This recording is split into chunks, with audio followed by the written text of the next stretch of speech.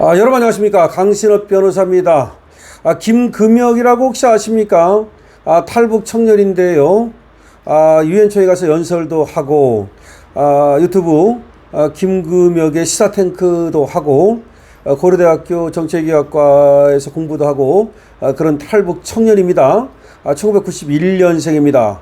아주 정말 청년이죠.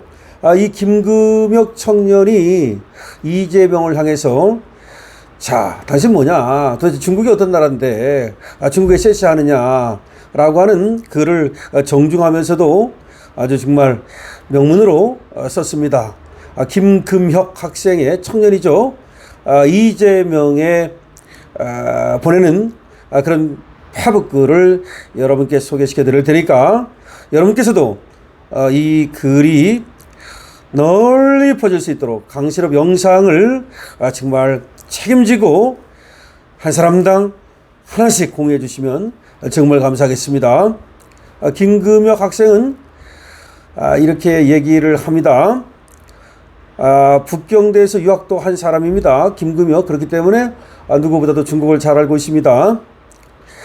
자, 어쨌든 여기 있는 그대로 읽겠습니다. 일단은 말이죠.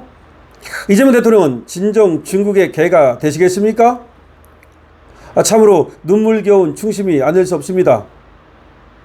대한민국 청년들의 입을 틀어막고 그들을 제물 삼아 시진핑의 기분을 풀어주고 있으니 말입니다.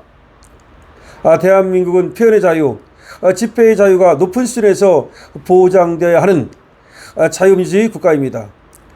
표현의 자유가 있기에 광화문 한복판에서 김정은을 환영한다는 플랜카드가 걸리기도 하고 또 주한미군 철수를 줄기차게 주장하는 김민웅 무리가 경찰로부터 보호를 받으며 마음껏 반미 집회도 할 수가 있는 것입니다. 똑같이 대림동에서 이런 일이 벌어졌는데 그런 친중 시위는 모른 척하고 반중 시위만 골라 탄압하려는 저희가 무엇입니까? 중국 공산당이 그렇게 두렵습니까?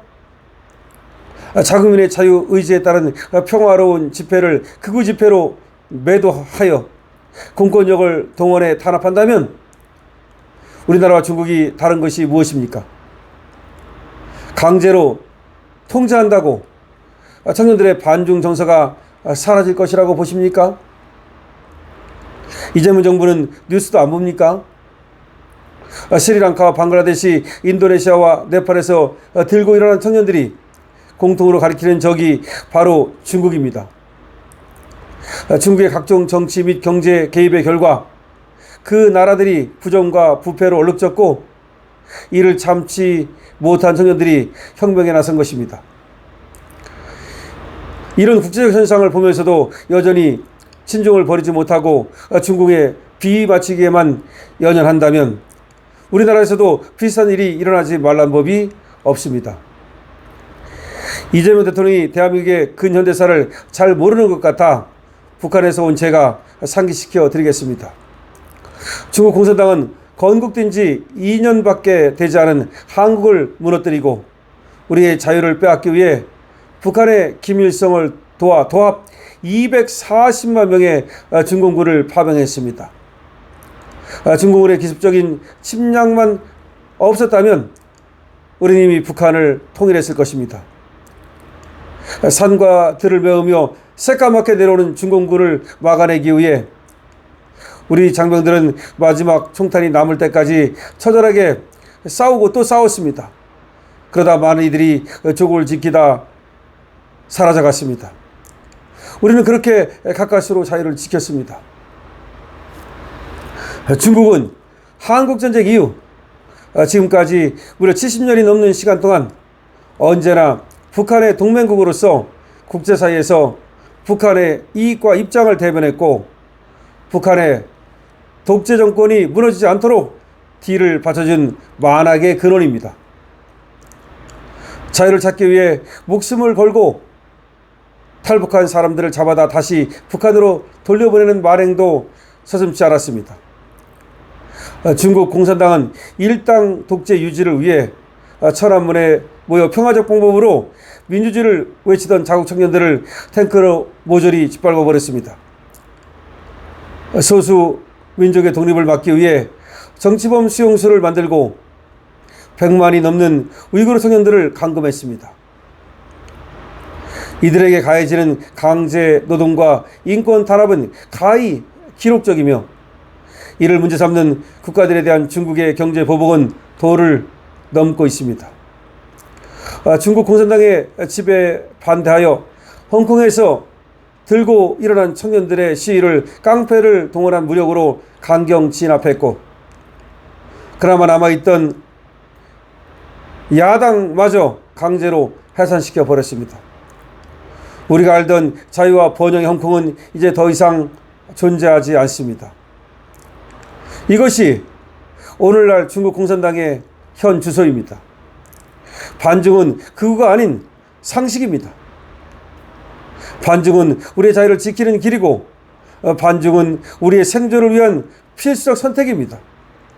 반중을 해야만 우리가 살 수 있습니다.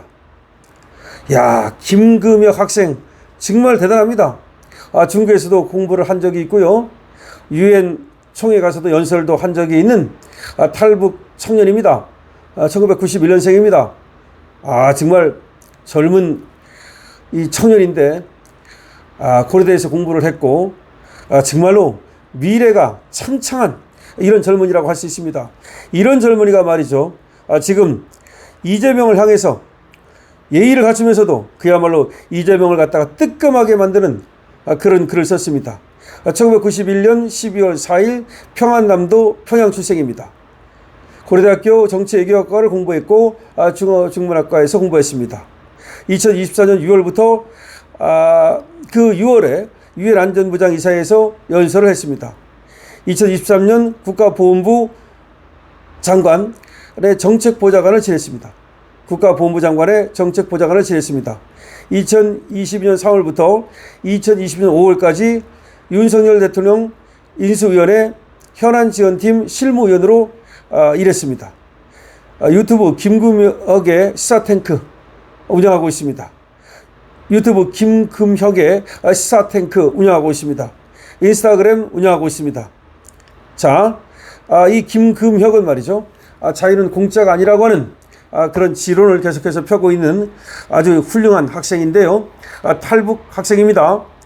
자, 김금혁이 이재명에게 중국이 어떤 나라냐, 중국이 어떤 나라냐, 어디다가 거기다가 실시를 하고 있느냐, 중국 때문에 그때 6.25 때도 240만 명이 새까맣게 몰려와가지고 우리의 통일을 방해했다는 겁니다. 저 중국이 어떤 나라인데 거기에다가 실시하고 그럴 수가 있겠느냐. 도대체 왜 반중 시위는 탄압하고 그리고 저 반미 시위는 그거는 왜 탄압하지 않느냐. 도대체 반중 시위 한다고 그걸 탄압하면 그게 말이 되느냐. 이렇게 얘기하고 있습니다. 집회의 자유, 표현의 자유, 결사의 자유가 얼마나 중요한 건데 그걸 탄압하느냐라고 이재명한테 지금 공개적인 지금 질문을 던지고 있는 겁니다.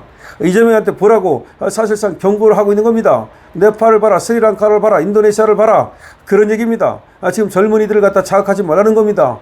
자, 강신업 TV입니다. 여러분들께서는 강신업 TV에 응원하고 싶으면 좋아요와 구독을 주실 수 있습니다.